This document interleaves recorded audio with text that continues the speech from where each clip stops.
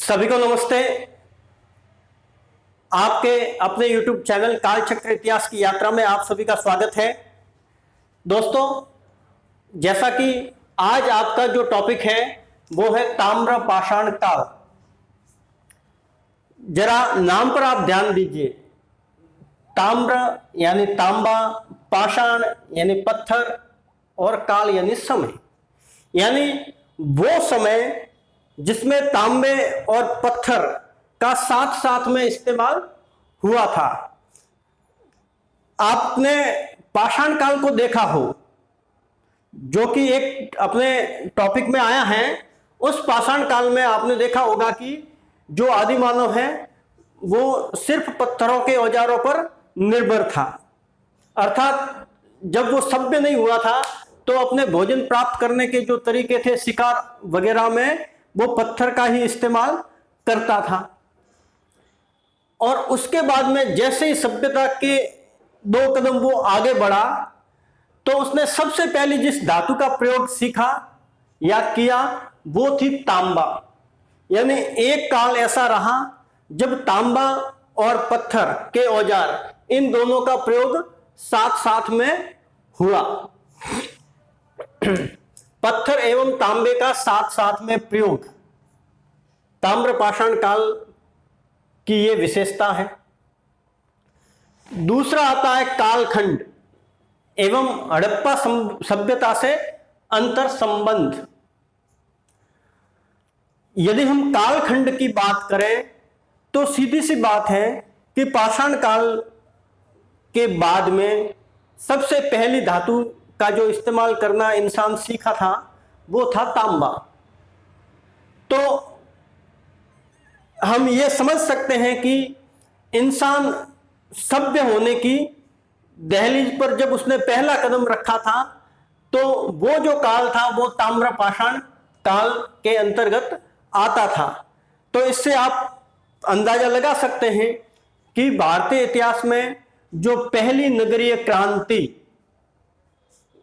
जो हड़प्पा सभ्यता के अंतर्गत हुई थी, नगरीय क्रांति से तात्पर्य है कि पहली बार भारतीय उपमहाद्वीप में नगर बसे।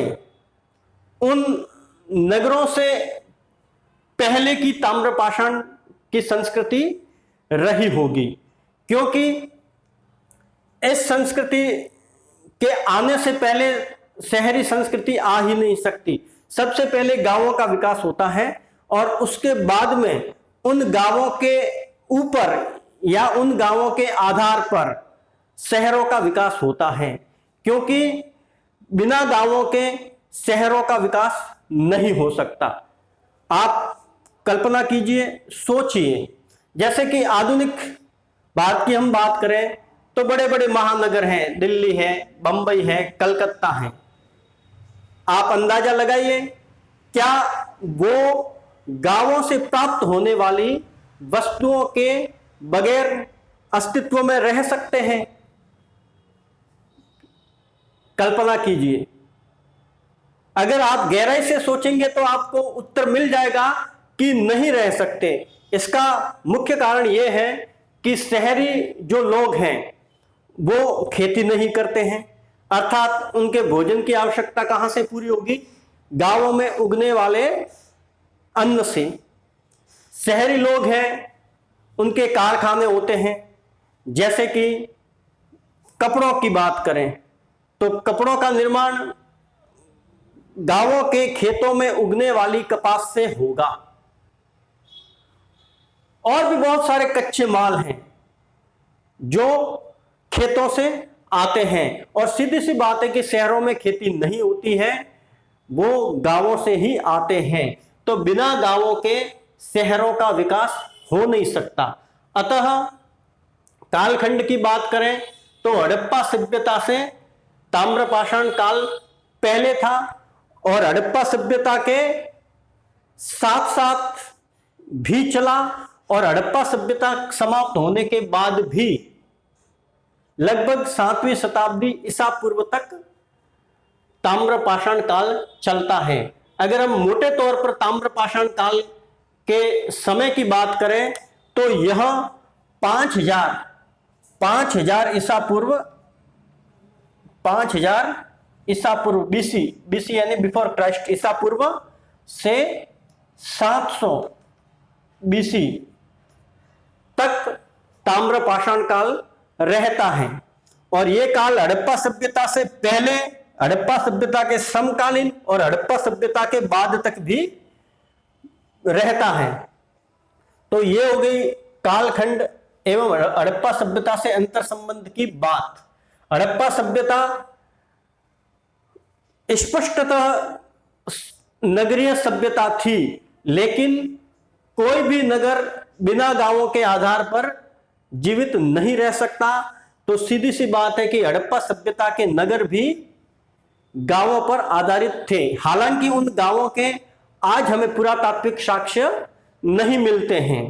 क्यों? क्योंकि गांवों में पक्की बनावट नहीं हुआ करती है, छोटे छोटे होते हैं, सिमटे हुए होते हैं और बहुत कम जनसंख्या होती है।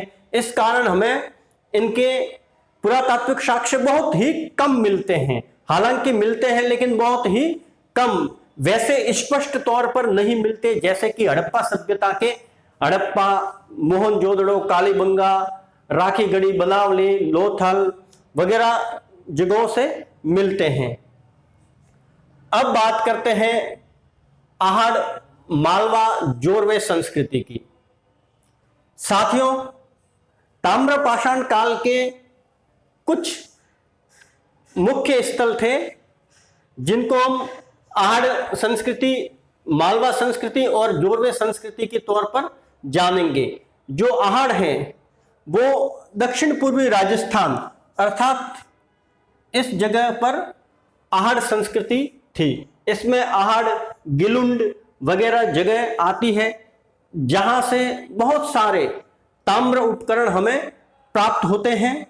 और यहां पर छोटे छोटे जो जगह हैं उनमें मुख्यतः आहड़ नाम आता है, इसलिए इस पूरे इलाके को आहड़ संस्कृति नाम दिया जाता है। आहड़ संस्कृति। फिर एक बात हम करते हैं कि आहड़ का जो समय है वो 2100 ईसा पूर्व से 1500 ईसा पूर्व के बीच में निर्धारित किया गया है। 2100 बीसी से 1500 बीसी आहड़ का। फिर ताम्रपाषाण काल का एक और केंद्र है, वो है पश्चिमी मध्य प्रदेश, ये वाला इलाका, जिसमें मालवा, मालवा कोई एक शहर का या गांव का नाम नहीं है, मालवा एक इलाके का नाम है। जैसे कि मारवाड़, मेवाड़, रुहेलखंड, बुंदेलखंड, विदर्भ जो होते हैं, उसी तरीके से मालवा एक जगह का नाम है, सॉरी जगह नहीं, एक क्षेत्र विशेष का नाम है जो कि मध्य प्रदेश का पश्चिमी हिस्सा कहलाता है। इसके अंतर्गत मालवा, कैथा, एरन ये जगह आती हैं और इस संस्कृति को मालवा संस्कृति कहा जाता है। मालवा संस्कृति वो थी आहड़ संस्कृति।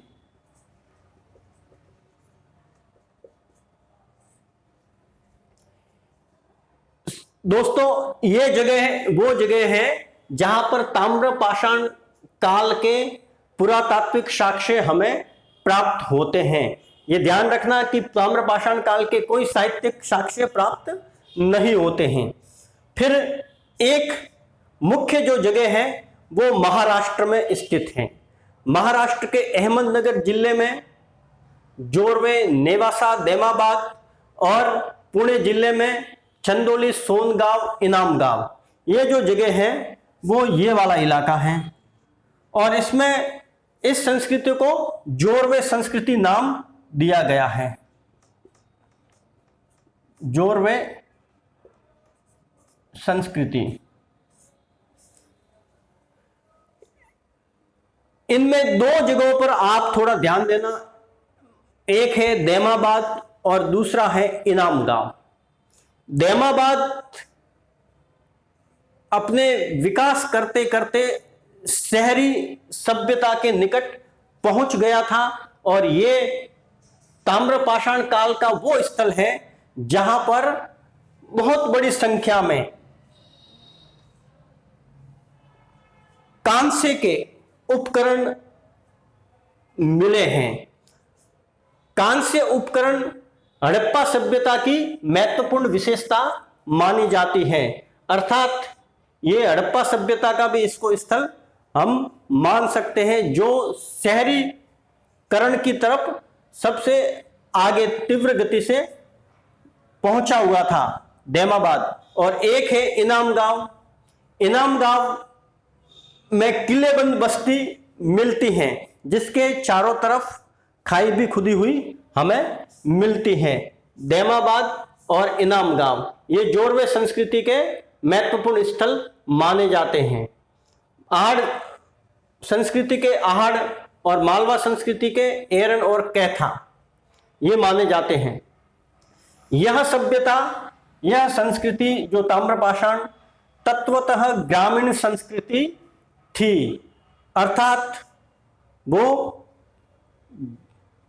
शहरी सभ्यता की तरह विकसित नहीं थी, लेकिन शहरी सभ्यता के पृष्ठभूमि में यह स्थित थी।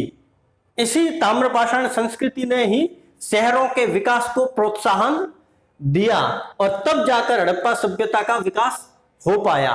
तो सीधी सी बात है कि हड़प्पा सभ्यता के विकास से पहले ये स्थित थी, समकालीन और बाद में भी स्थित थी।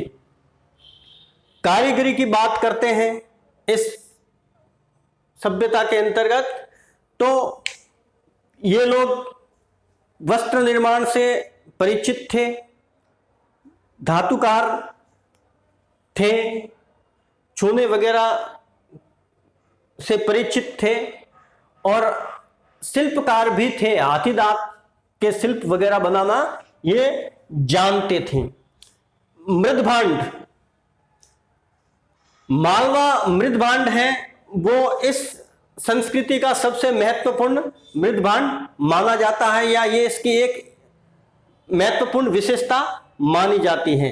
यहाँ के जो मृदभांड हैं वो काले और लाल, ये इनकी विशेषता है।